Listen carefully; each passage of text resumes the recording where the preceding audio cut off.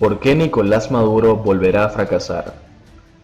Hasta el fin de agosto, Nicolás Maduro tenía la atención centrada en cómo sobrevivir, por lo que el tema económico quedó relegado. Además, sus asesores solo tienen malas noticias, por lo que tampoco estarán muy interesados en mostrar los pobres resultados que reflejan las estadísticas. La política económica adoptada a mediados de 2018, a veces en forma explícita pero mayormente de manera soterrada, significó el abandono de acciones intrínsecas con la ideología chavista. Medidas tales como controles de precios estrictos, intervención en la gestión de las empresas o la persecución de quienes realizan transacciones en divisa fuera de los canales oficiales, se dieron el paso a una tolerancia implícita. Pero al igual que ocurrió en Cuba durante el llamado periodo económico especial, fue una decisión forzada por las circunstancias, no por convicción. Luego de un relativo éxito inicial en moderar la depreciación del bolívar y, como consecuencia, reducir la inflación, asfixiando a la banca a través de encajes, el mes pasado demostró cómo los precios, incluyendo el del dólar, aumentan como respuesta a la creación artificial de dinero para alimentar el gasto oficial. Ya está claro que no es el dinero creado por el crédito bancario el problema. Tampoco hay una correlación automática entre variaciones en el tipo de cambio y los precios internos. Unos y otros están sin duda conectados, pero la correlación es baja, apenas 0,30%.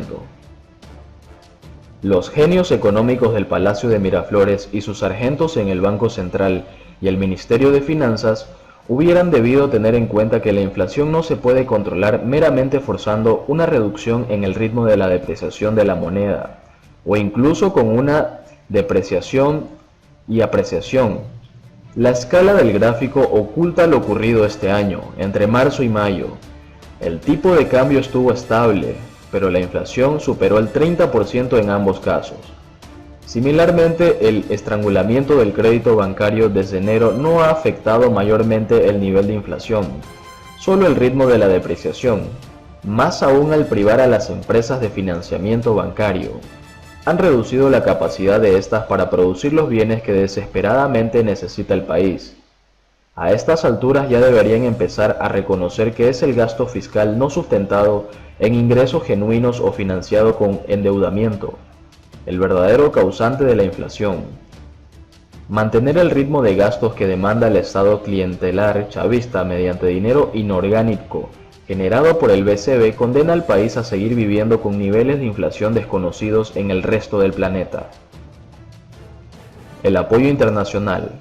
A lo largo de 2018 e inicios de 2019, Nicolás Maduro y su equipo hicieron alaraca del apoyo financiero y técnico que los países amigos del régimen estaban brindando.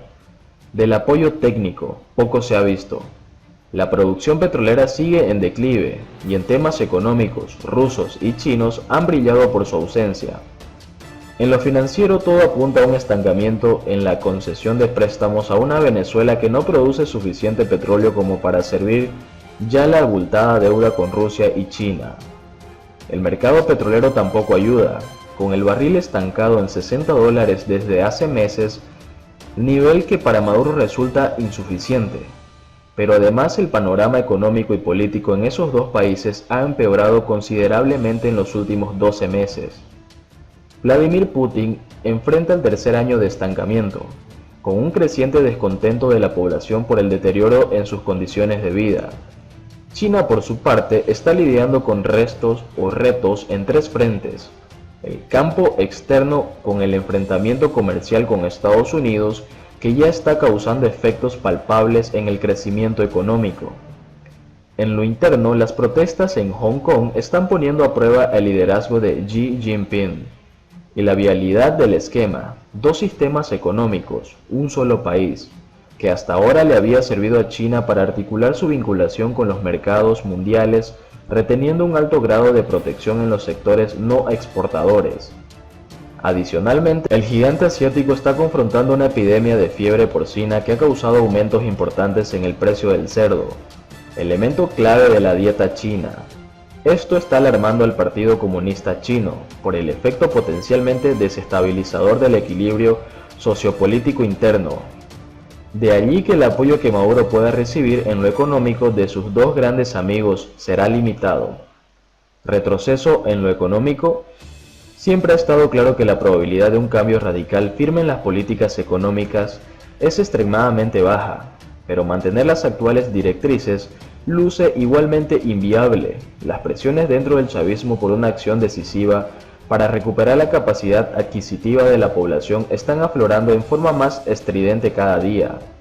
El silencio de los responsables, al menos formalmente, de la conducción económica, BCB y Ministerio de Finanzas, de la conducción económica, y bajo otras circunstancias pudiera ser interpretado como el preludio de cambio de políticas o personajes.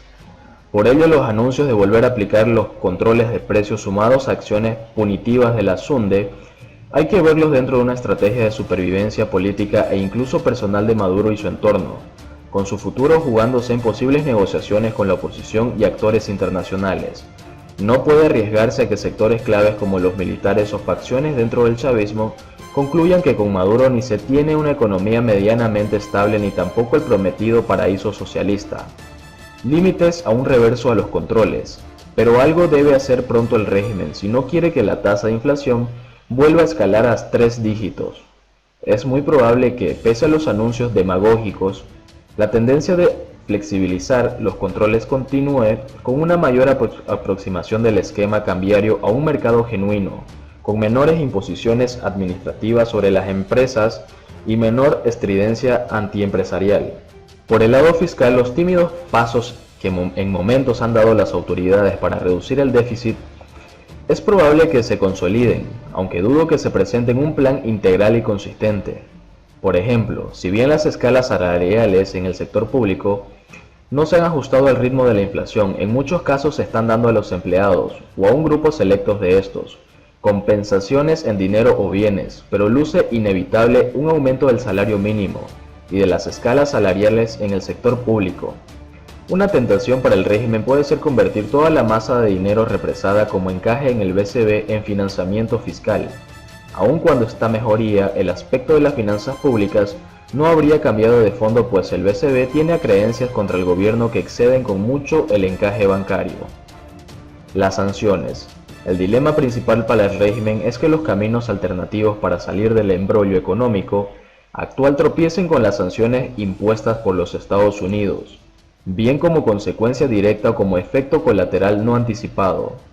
En un escenario donde el enfrentamiento político no originado esas sanciones no existe, lo lógico para Venezuela sería buscar simultáneamente refinanciar la deuda existente, procurar dinero fresco y atraer inversiones para los sectores con potencial de incrementar los ingresos en divisas en el corto y mediano plazo, incluido pero no limitador al sector petrolero. Sin esas piezas claves en lo externo, cualquier medida en lo interno carece de sustento, y estaría condenada a ser o extremadamente restrictiva o admitir una convivencia de varios años con alta inflación y volatilidad en los mercados de cambio. No debe sorprender que los variados grupos que están preparando planes económicos para el día después tengan estas medidas en su arsenal, pero en el corto plazo y sin perspectiva de un cambio político que remueva las sanciones de la ecuación, lo que queda es más de lo mismo con los retoques mencionados anteriormente. Por otro lado, España y la Unión Europea son cómplices de la dictadura de Maduro. El régimen está moviendo dinero a través del Banco de España que le facilita transacciones millonarias al chavismo. El régimen de Nicolás Maduro cuenta cada vez más con el blindaje económico y político de España y la Unión Europea. El viejo continente decidió convertirse en cómplice de la dictadura. Un reportaje de Bloomberg revela que el régimen está moviendo dinero a través del Banco de España, facilitándole transacciones millonarias al chavismo, contrariando las sanciones de Estados Unidos. Maduro se sostiene en el poder en buena medida por las transacciones en euros producto del lavado de dinero, del oro robado y de las relaciones que aún mantiene con Europa. Explica la agencia de noticias que el Banco Central de Venezuela depende cada vez más del Banco Central Español para recibir fondos luego de que las sanciones estadounidenses impulsaran a entidades financieras del mundo a restringir sus transacciones con Venezuela. La hipocresía del gobierno español ha sido evidente. aunque reconoce el presidente Juan Guaidó, mantiene sus relaciones políticas y económicas con Maduro, al punto que el pasado lunes 9 de septiembre el embajador del país europeo se reunió con el usurpador canciller Jorge Arreaza. Reconocemos a Guaidó pero mantenemos relaciones con todas las partes, señaló el representante diplomático de España. Y es que a pesar de las violaciones a derechos humanos, del robo y la corrupción por parte del chavismo y de que Maduro ostenta ilegítimamente el poder, España prefiere defender sus intereses económicos antes que actuar para que Venezuela salga de la dictadura.